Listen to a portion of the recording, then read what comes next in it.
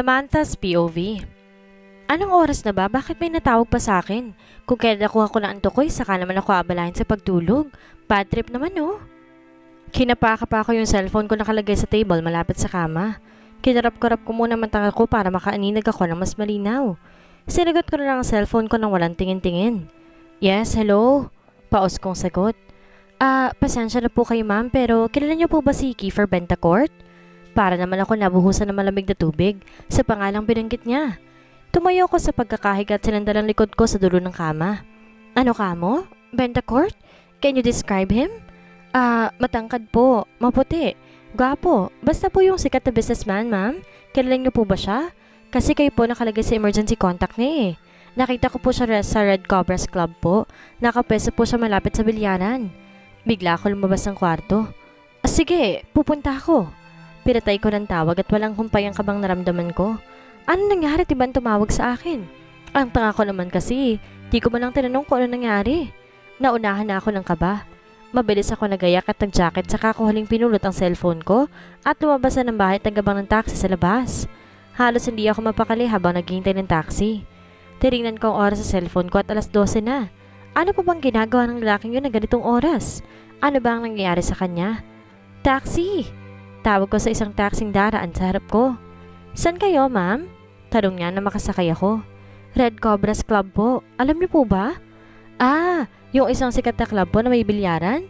Yun nga po siguro kuya. Patid po ako dun. Sige po, ma'am. Umalis na kami at di talaga ako mapakali. Alam kong may nangyari sa kanya. Tungkol saan naman ba iyon? Bakit di mo sinabi sa akin? Tungkol ba ito sa relasyon nating dalawa? Kung ito nagpapahirap sa'yo, I can't let you go. Kahit alam kong mahirap, kahit alam kong masakit. Huwag ka lang magkakaganyan. Please, stay safe. Huwag kang gagawa ng gulo dyan dahil alam kong mainitin pa naman ang ulo mo. Napabalik na lang ako sa wisyo nang huminto ang taxi. Dito na po tayo, ma'am. Sambit niya. Binayaran ko naman na siya at bumaba na ng taxi. Red Cobras Nightclub. Basa ko sa karatula na nakasulat sa taas. May kabaman, pumasok na ako. San kayo, miss? Tanong sa akin ng bouncer. Sa loob, kuya. Tinignan niya naman ako sa suot ko. Ano na naman ba? Kuya, hindi ako nagpunta dito para magsaya or whatever na ginagawa nila sa loob. Nandito ako para kay Kiefer Bentacourt. Tinawagan ako ng staff niya sa loob and it's emergency. Sorry po ma'am. Come in. Umalis naman na siya sa dinaraanan ko. Nakapants at t-shirt lang kasi ako. Pagpasok ko sa loob, sumalubong sa akin na isang napakalakas na tugtog. Halos tumibok na ang tenga ko sa sobrang lakas. Paano ba sila nakakatagal sa ganitong lugar? Nagkakaintindihan pa ba sila sa sobrang lakas? Hinanap na lang ng mga mata ko ang bilyaran na sinasabi niya. Excuse me. Agaw atensyon ko sa isang waiter dito. Yes, miss? Saan ba dito ang bilyaran ninyo? Nasa kabilang kwarto, miss. Diretsoy mo yung daan na yan, may makikita kang pintuan sa kanan. Unang pintuan, ha? Salamat. Ngumiti lang naman siya at sinundan ko na ang sinabi niya. Sinunod ko naman siya pero laking gulat ko nang sumalubong sa akin ang purong lalaki naglalaro ng bilyar. Oh, hey! Sambit sa akin na isang lalaki. Kinabahan naman ako dahil lahat silang nakatingin sa akin. Miss, ikaw ba yung tinawagan ko kanina para kay Mr. Bentacourt? Mabilis ko namang isinarado ang pintuan at huminga ng malalim, saka ako tumango sa kanya. Sabi ko malapit sa bilyaran, hindi sa bilyaran. Dito siya sa isang pintuan. Binuksan niya naman na ang pintuan at pumasok. Sumunod naman ako sa kanya. Pagpasok ko, kita ko nagkalat ng mga bubog sa sahig. Ano nangyari dito? Nakita ko naman si Kiefer, nakasandal sa sofa at nakapikit ang mga mata. Tinawagan na kita kasi ganito nga nangyayari. Pwede naman siyang matulog dito dahil naka-VIP room siya kaso hindi namin siya mababantayan kung ganyan ang ginagawa niya. Baka mamaya madadat namin siyang wala ng buhay. Kaya mas maganda na lang siguro kung iuwi mo na lang siya. Nilapitan ko si Kiefer at sinubukang gisingin. Keith, wake up! Please wake up. Let's go home. Saad ko habang inuuga pa ang balikat niya. Dinig ko naman ang ungol niya at dahan-dahang minulat ang mga mata niya. Natasha? Kumirot naman ang puso ko nang hindi ko pangalan ang binanggit niya. Gusto kong umiyak pero pinigilan ko yun. Ninitian ko na lamang siya. Maiwan ko na kayo. Hindi ko na pinansin pang lalaki naghatid sa akin dito. Tinignan ko siya sa mata at hinaplos niya ang pisngi ko. I miss you.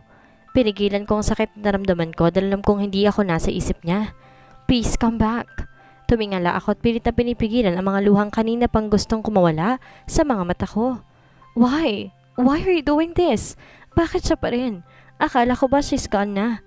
Pinalis kong luhang tumakas sa pisngi ko at tinignan ulit siya. At tinitian. Let's go home?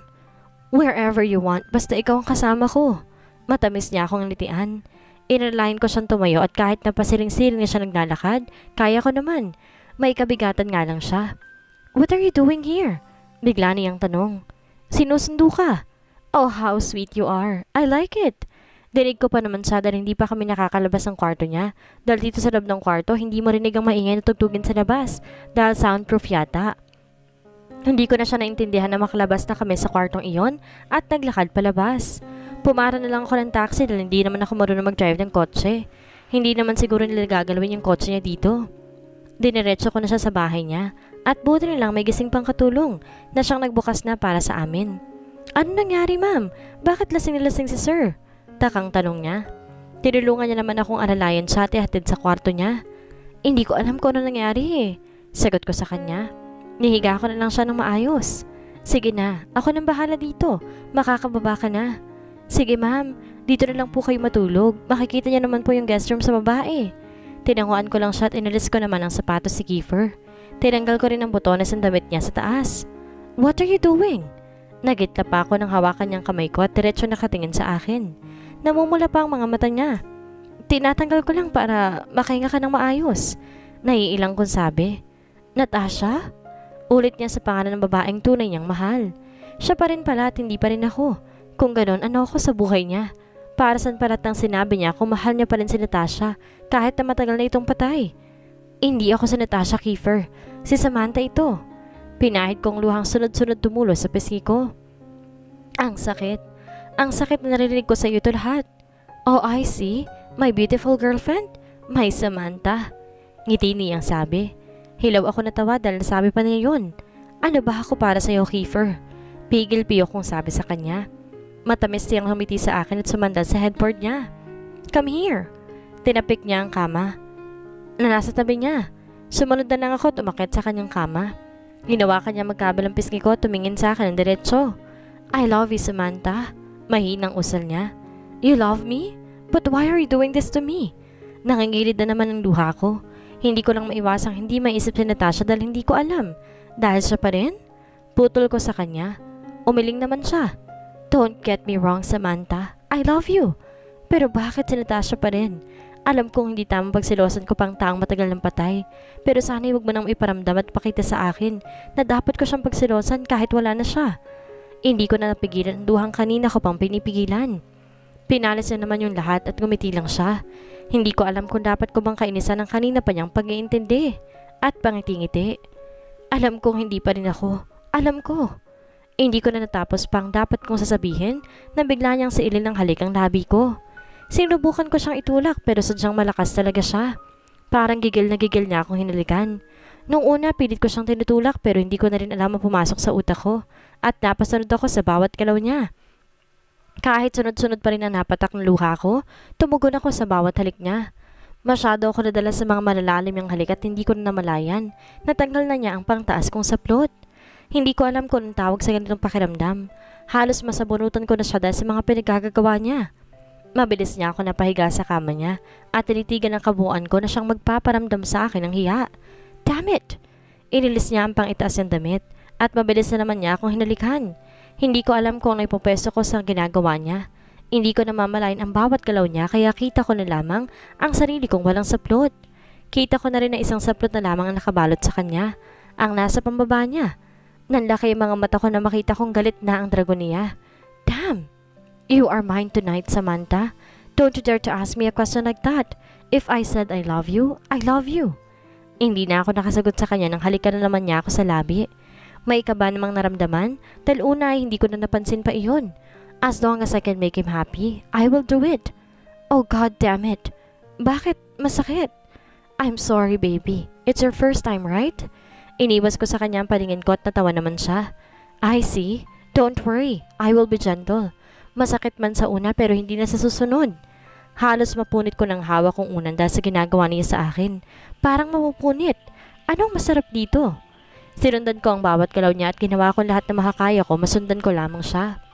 Halos lumubog na ako ko sa likod niya pero hindi niya pa rin yun pinansin.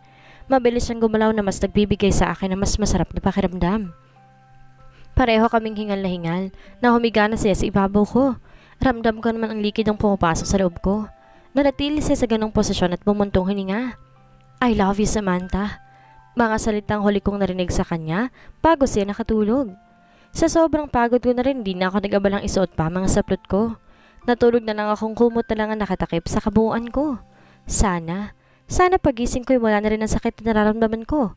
Sana ako na at hindi na si Natasha. Hinayaan ko na lang mag-isip ang isip ko lang sa ganon. Dali na ako ng antok. Nagising ako sa init dumadampi sa katawan ko. Halos masilaw pa ako nang imulat ko ang mga mata ko dahil sa liwanag. Tirik na pala ang araw. Tinignan ko si Kiefer sa tabi kapag nandun pa ba siya pero wala ako nadatnan. Bumangon na ako sa kama at tatayo na sana nang maramdaman kong masakit. Damn it! May namagayata sa ibaba ko. Paunti-unti ang hakbang na ginawa ko at pinulot lahat ng nagkalat kong damit sa sahig at tumiretso sa banyo niya. Masakit man ay tiniis ko para makaligo ako. Nilibot ko pa mga mata ko sa banyo niya at grabe, halos sala lang ng bahay ko ang lawak ng banyo niya. Maraming mga produkto nandito. Gusto ko magtagal pa sa banyo niya pero hindi ko na ginawa dahil naligo na ako. Mabilis ako magbihis sa matapos ako at lumabas ng banyo niya. Sakto rin pagbukas ng pintuan ng kwarto niya at iniluwa si Kiefer doon. Good morning, baby. Masaya niyang bati. Ngilitian ko naman siya. Breakfast in bed.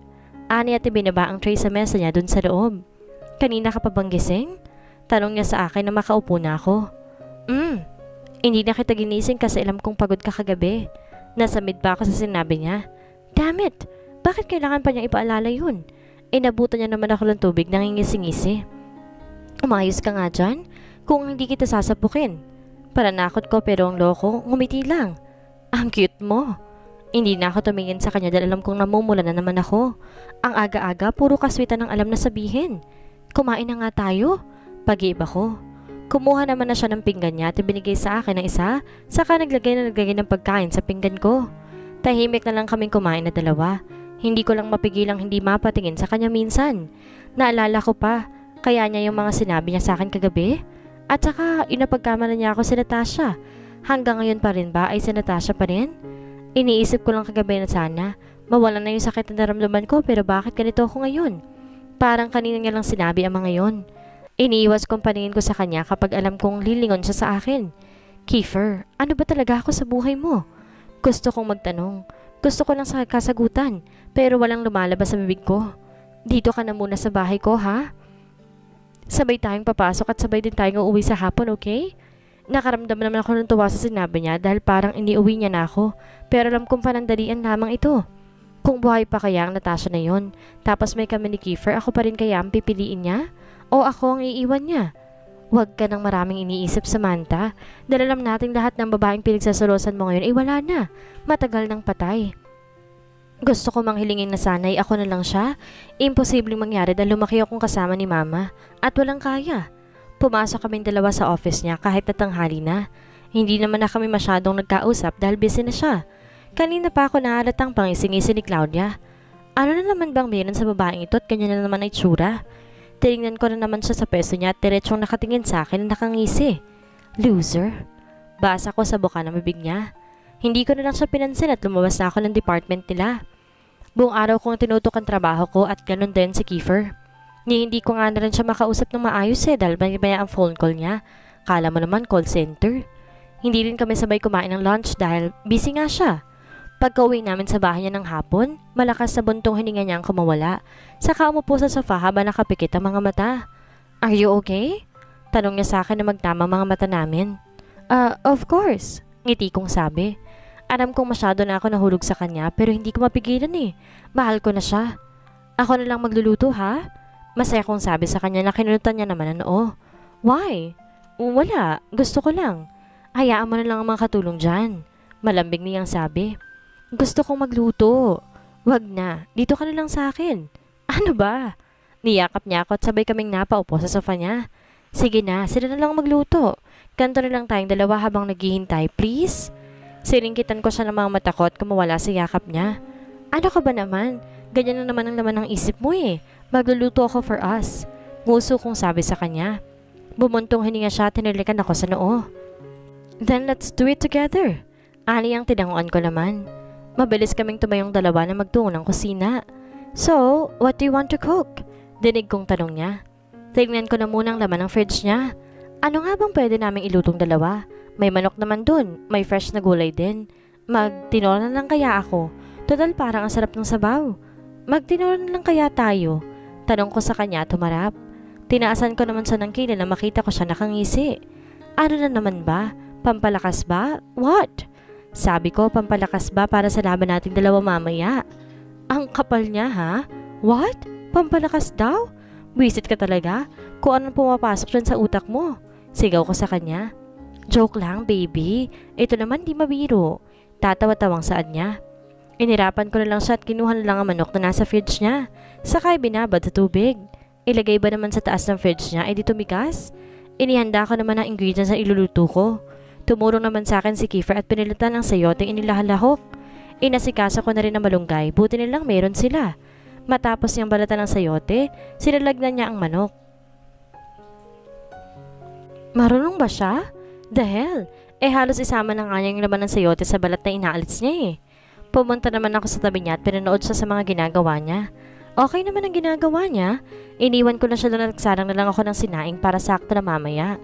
Pagkatapos namin ihanda lahat, niluto ko na ang tinola namin. Hinihipan ko ang sabaw na nasa sandok para matikman ko ang lasa. Good naman. Nagsandok pa ako ng isa para matikman ni Kiefer. Baby, come here. Can you taste it? Tawag ko sa kanya at sumunod naman siya. Hinigop niya ang sabaw at hinintay ko naman siya magsalita. Matagal pa siya bago nakapagsalita dahil parang ninanamnam pa niya sa dila niya ang lasa. Is it good or bad? Kinakabahan kong tanong sa kanya. It's good. Good. Nice. With thumbs up pa niya. Natuwa naman ako, akala ko hindi masarap eh. Pinatay ko na yung apoy saka naghain na rin. Alam kong maaga pa pero hindi na masarap ang ulam kapag malamig na. Ito na, kakain na tayo. Binaba ko ng ulam sa kain nila ang gloves ko at umupo. Binigyan ko naman na siya ng pigan at tilagyan ng kanin at ulam. Ang sarap mong titigan. Biglang saad ni Kiefer na tinignan ko naman dahil nakapangalumbaba na siya sa mesa. Kumain ka na nga lang. Iniwas ko sa kanya ang tingin ko at nagsandok na rin ako ng para sa akin. Kung ganyan ba naman ang magiging asawa ko hindi ako magsasawa. Kumain ka na nga. Kung ano na bang sinasabi mo dyan Mahina naman ang tawang ginawad niya sa akin saka kumain. Kung ano na pang sinasabi mamaya hindi ko mapigilan ang sarili ko. Makagat ko pa yung labi mo. Yay! Yummy! Ang dumi na rin ng isip ko. Kumain na kaming dalawa at natatawa na lang ako minsan dahil talagang rinig kong paghigop niya ng sabaw. Kita ko pa ang pagtulo ng pawis sa noon niya. Naka-aircon na nga, pinagpapawisan pa. Sa bagay, mainit nga naman yung sabaw. Grabe, ang sarap. Pinagpawisan ako doon Sambit niya na maubos niya isang mangkok na sabaw saka pinunasan ng pawis niya. Ubusin mo na ba naman kasi? Sa masarap parang ikaw. Mapanloko niyang saad. Pulero talaga kahit kailan. Iniwan na namin doon ang pinagkainan namin at umakyat na sa itaas. Huwag mo akong iiwan ha? Biglang malambing na sabi ni Kiefer na nasa kama na kami. Anong klaseng tanong yan? Natatawa ko pang saad pero napaseryoso ko ng seryoso mukha niya. Hindi ako nagbibiro. Usal pa niya kaya umayos ako ng higa at yumakap sa kanya. Of course, hindi kita iiwan. Matulog na nga lang tayo. Saad ko saka ako pinikit ang mga mata ko. Hindi naman na siya nagsalita nang haplusin niya ang buhok ko at bumuntong hininga. May ngiti ako natulog habang nakayakap sa kanya. Sana ganito na lang kami habang buhay. Walang iniisip na gulo pero alam kong imposible. Masaya kaming nagising na dalawa. Panay ang ngiti niya sa akin dahil madaling araw na. Madaling araw ginagapang ako ng gago. Pwisit, ang sarap pa ng tulog ko tapos bigla ako magigising dahil may nakadagan na sa akin. Akala ko na nanaginip pa ako pero hindi pala. Kaya ayun, ngiti-ngiti dahil nakaraos. Anong gusto mong pampalakas? Asar niyang tanong sa akin. Isa pang tanong, Kiefer. Patatakbuhin kita ng hubot-hubad sa buong village ninyo. Inis kong sigaw sa kanya at ang mokong. Tinawanan lang ako. Busy talaga kahit kailan. Gagawin mo sa akin yun. Di nakita ng lahat ang dapat ipagmamayari mo. Ngingisi-ngisi pa niyang sabi sa akin. Nakita ko yung libro malapit sa akin kaya ibinato ko sa kanya. Uy, tama na. Nagbibiro lang Ikaw naman masyadong hot. Nakulangan ka ba? Ay, joke lang. Ito naman biro lang baby. Tama na, masakit. Tumakbo siya hanggang sa sofa nila ng tawa. Kakasal talaga tong lalaking to. Napakarami ng isip.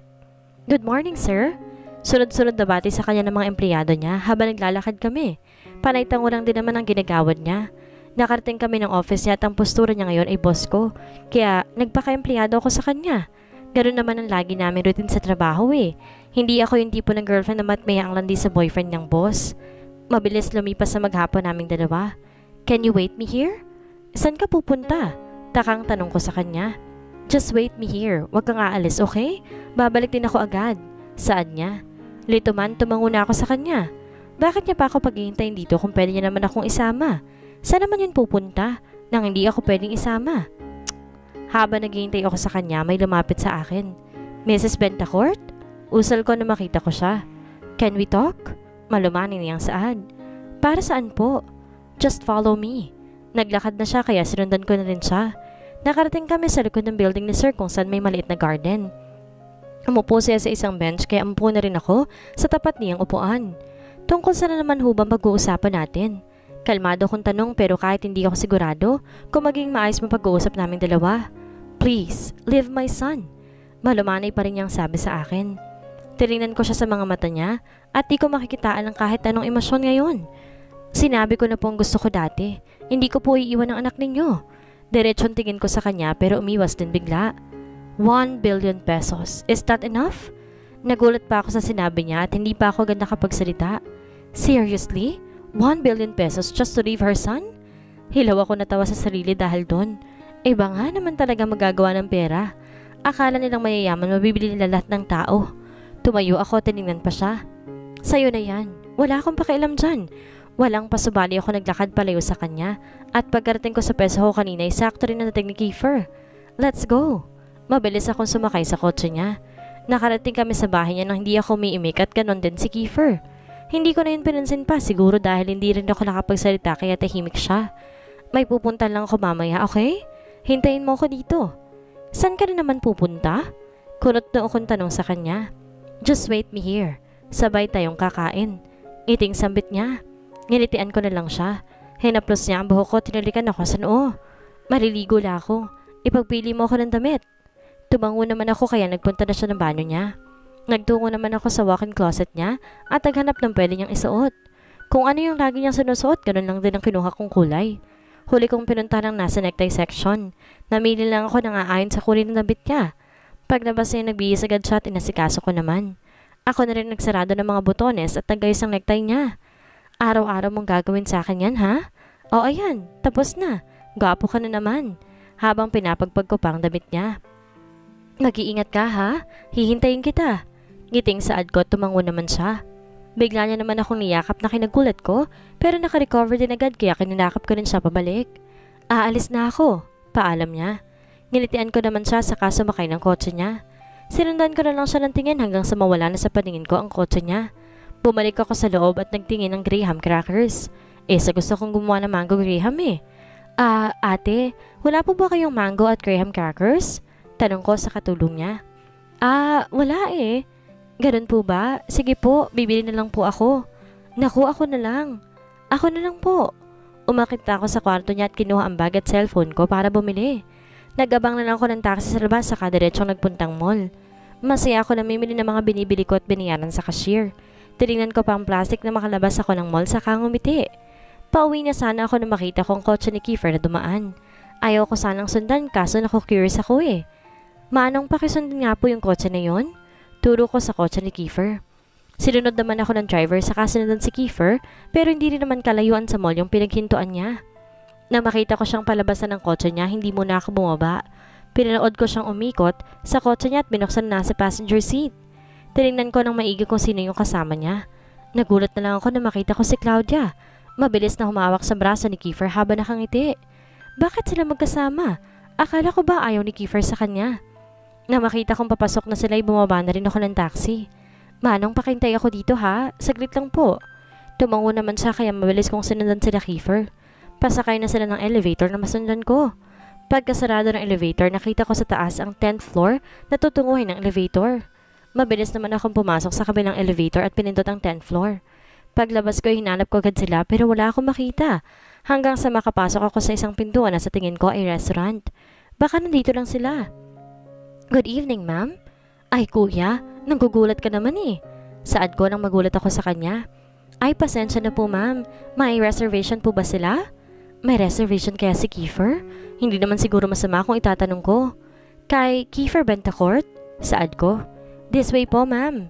Naglakad naman siya kaya sumunod ako. Nilibot ko ang paningin ko dahil baka makita niya ako. Nang malayo-layo pa lang kami, nakita ko na si Kiefer. Ah kuya, ako na. Okay na. Tumango naman siya kaya umalis na. Tinakpan ko naman ang mukha ko, tumupo sa tabi ng lamesa nila. Sabat na hindi nila ako makikita. Bakit kaya nandito sila? Nandito rin ang mama ni Kiefer. Good evening. Dinig kong sambit sa table nila. Good evening, Mr. and Mrs. Bentacourt. Dinig ko pang pagilid ng upuan sa kanila. Let's order first, saka na natin pag-usapan ang engagement ng mga bata. Teka, sinong i-engage? Wag nilang sabihin hindi kaya si Kiefer? Akala ko ba ayaw nito magpa-engage kay Claudia? Eh anong ginagawa niya dito ngayon?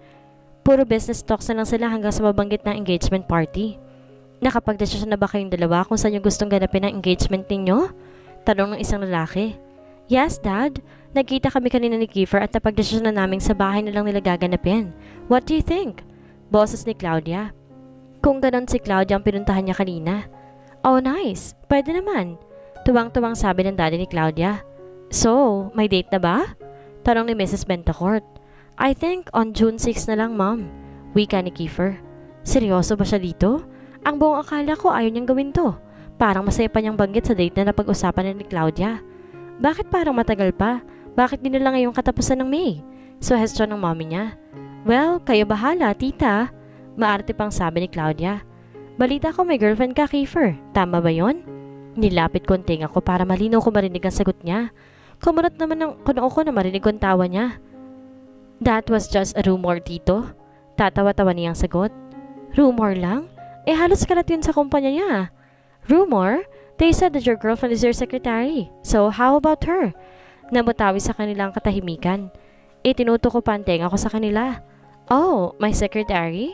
Hindi ba kayo nasanay sa balibalita sa akin, tito? Lahat naman ng sekretary ko nagkakagusto sa akin. Siguro akala nila girlfriend ko na siya dahil hindi ko na pinapatulan ng mga ginagawa niya. Naparunok ako sa narinig ko mula sa kanya. Oh, really? Iba talaga, mga gwapo. Well, I heard about that. Marami ka na nga palang pinalis sa sekretary mo. Malakas sa tawa ng daddy ni Claudia. Ano ba mga narinig ko sa'yo, Kiefer? Ano ba mga sinasabi mo? Bakit ganyan? Mabilis kong pinahid ang mga luha kong sunod-sunod tumulos sa pisngi ko. Ano ang gagawin ni Samantha matapos niya marinig ang mga sinabi ni Kiefer tungkol sa relasyong meron sila? Ano kaya ang dahilan ni Kiefer at bakit hindi na pumapayag na siya makasal kay Claudia? Yan ang ating aalamin sa susunod nating kabanata.